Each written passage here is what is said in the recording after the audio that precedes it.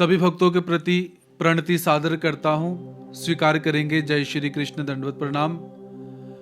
आज के इस ज्ञान सत्र में हम श्रीमद् भगवद गीता ग्रंथ के अध्याय क्रमांक प्रथम के श्लोक क्रमांक 4 को अच्छी तरह से पढ़ने का प्रयास करेंगे। तो सभी ने अपनी अपनी श्रीमद् भगवद गीता ग्रंथ को लेकर सिर पर कपड़ा रखकर बैठकर इस श्लोक का अच्छी तरह से अध्ययन करना है। तो अब मैं श्लोक का उच्चारण करूंगा, तो सभी ने मेरे पीछे इस श्लोक का अच्छी तरह से उच्चारण करने का प्रयास करना है। अत्र शूरा महेश्वासा भीमार्जुन समायुधि युयुधानो विराटश्च द्रुपदश्च महारथः। अत्र शूरा महेश्वासा भीमा अर्जुन समायुधि युयुधानो विराटश्च द्रुपदश्च महारथः। तो दुर्योधन द्रोणाचार्य के पास गया हुआ है और द्रोणाचार्य को कहता है कि हे द्रोणाचार्य, आप इस पांडवों की व्यूहकार में खड़ी हुई सेना को अच्छी तरह से देखिए। अब पांडवों की तरफ से कौन कौन युद्ध करने के लिए आया हुआ है।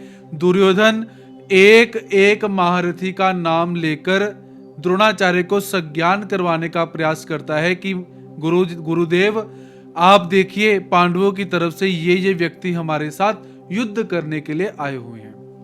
तो दुर्योधन गुरु द्रोणाचार्य से क्या कहता है कि हे गुरु द्रोणाचार्य, अत्र यहां पर पांडवों की सेना में शूरा, बहुत बड़े बड़े शूरवीर यहां पर आए हुए हैं। महेश्वासा, महेश्वास किसे कहा जाता है? जिनके धनुष बहुत बड़े बड़े हैं उनको कहा जाता है महेश्वासा। तो ये कैसे हैं? कोई सामान्य व्यक्ति लड़ने के लिए नहीं आए हैं, इनके धनुष बहुत बड़े बड़े हैं ऐसे। च युधि, और इस युद्ध के अंदर भीमा अर्जुन समः, भीम और अर्जुन के समान बहुत बड़े बड़े महारथी आए हुए हैं। उसके पश्चात युयुधान, राजा युयुधान, जिसका दूसरा नाम सात्यकी भी है, तो ये भी युद्ध करने के लिए आया हुआ है। और साथ में विराट, राजा विराट भी युद्ध करने के लिए यहां पर आया हुआ है।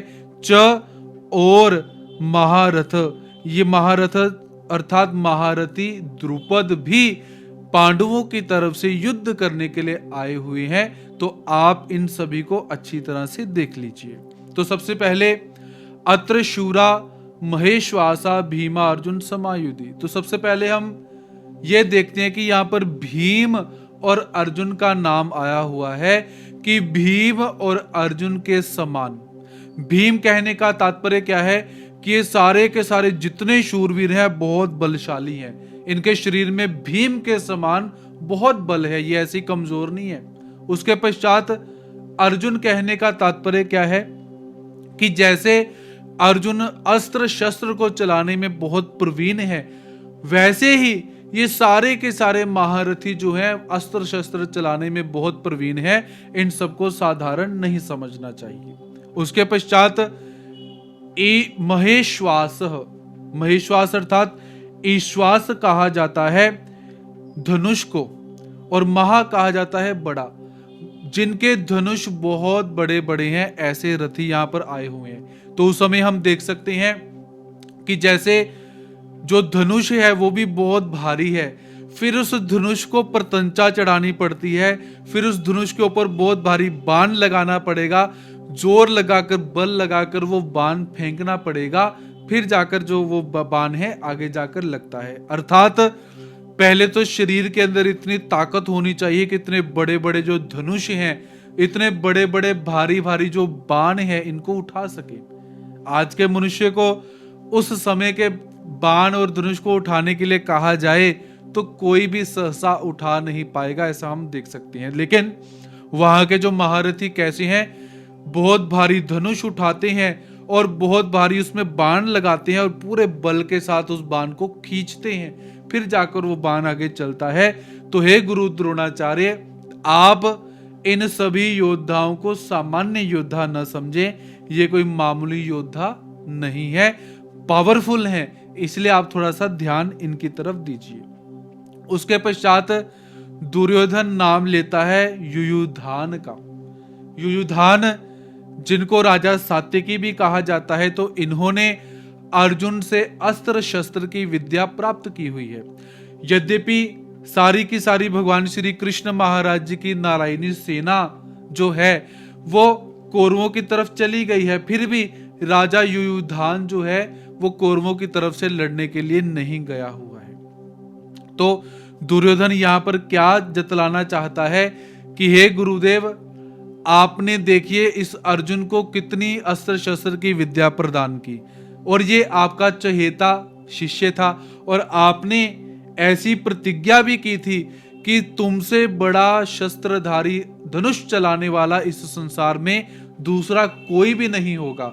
ऐसा मैं तुझे वरदान भी देता हूं, और मैं कोशिश भी करूंगा कि तेरे से बड़ा जो धनुष चलाने वाला है, तीरंदाजी करने वाला है, वो कोई भी ना हो।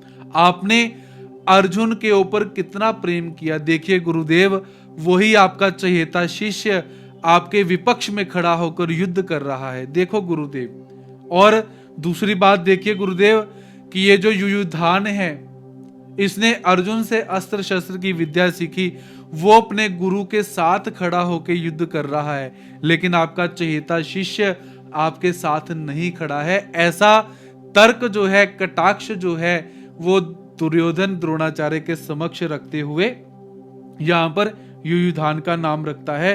तो युयुधान महाभारत के युद्ध में न मरकर आगे जाकर जो यादवों का युद्ध हुआ, उस यादवों के युद्ध में युयुधान आगे जाकर मारा जाता है, ऐसा हमें उल्लेख प्राप्त होता है। उसके पश्चात आगे जाकर दुर्योधन राजा विराट का नाम लेता है, जिसके कारण क्या हुआ था कि हमारे पक्ष में जो सुशर्मा नामक यहाँ पर राजा है, उसे अपमानित होना पड़ा। ऐसा राजा विराट भी हमारे सामने युद्ध करने के लिए आया हुआ है। और हे गुरुदेव, इसी राजा विराट ने आपके ऊपर सम्मोहन अस्त्र का प्रयोग किया था और आप मूर्छित होकर गिर गए थे, ये मैं आपको याद दिलाना चाहता हूं।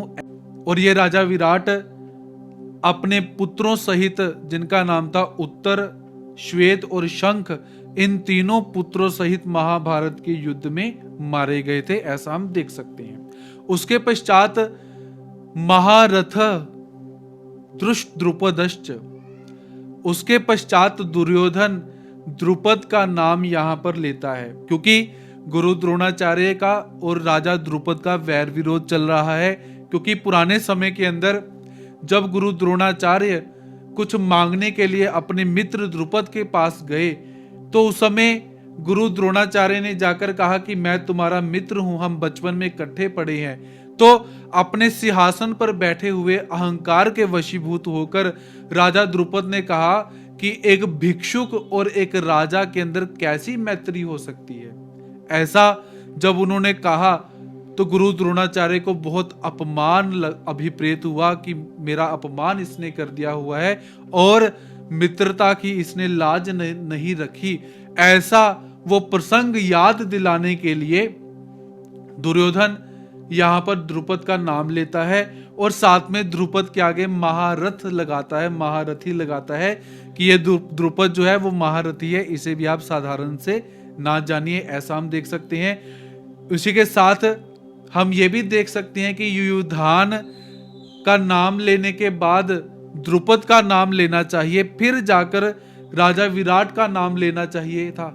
लेकिन दुर्योधन बहुत चतुर है। दुर्योधन को पता है कि यदि मैं बीच में राजा द्रुपद का नाम ले लेता हूं तो गुरु द्रोणाचार्य समझ जाएंगे कि ये मुझे उकसाने का प्रयास कर रहा है, तो कहीं गुरु द्रोणाचार्य के मन में ये भाव ना आ जाए। इसीलिए थोड़ी सी चतुराई खेलते हुए, राजनीति करते हुए जो दुर्योधन है वो क्या करता है, पहले युयुधान का नाम लेता है, फिर राजा विराट का नाम लेता है, फिर जाकर आगे जाकर जो द्रुपद है उनका नाम लेता है, ऐसा हम देख सकते हैं। तो राजा द्रुपद महाभारत के युद्ध में गुरु द्रोणाचार्य के हाथ से मृत्यु को प्राप्त हो जाते हैं, ऐसा हम देखते हैं।